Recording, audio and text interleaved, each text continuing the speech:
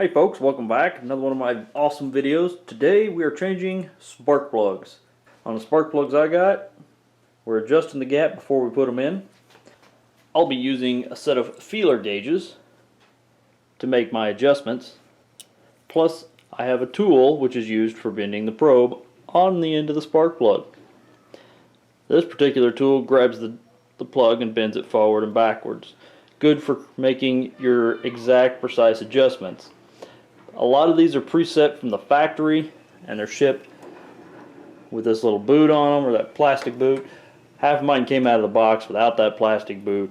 Always check your adjustment. Just because they say it's preset doesn't mean it's accurate. Next we'll remove our spark plug wires. In this case it goes into the top of the valve cover.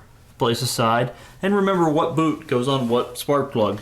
This is best remembered if you just do one at a time. All too often, reaching spark plugs can be very difficult. The use of an extension will sometimes work in your favor. Once loose, remove the remainder with your hand. While you have your spark plug out, this is an opportune time to do any close inspections. One would be to look at the threads and get a closer look inside your engine while you have it apart. Getting a closer look at my threads, I don't see anything seriously messed up on them, just needs a good cleaning. Now a lot of the carbon buildup you see on your engine will be there even after changing your spark plugs. Most of that will not break loose.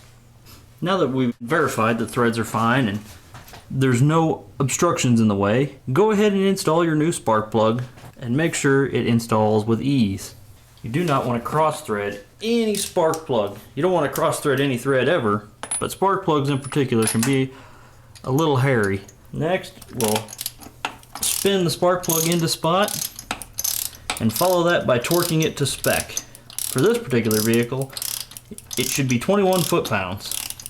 Don't forget to check your owner's manual for your spec. Next, we'll install our spark plug boot. And the spark plug has been changed. Don't forget to follow that procedure on the remaining spark plugs, in this case the next 7. Last but not least, of course you want to start and run your vehicle.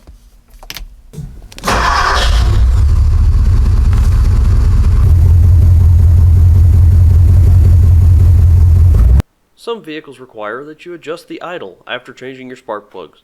This one, for instance, needs to be right around the 700 area. Since my vehicle's good and warm, I'm going to go ahead and make those adjustments.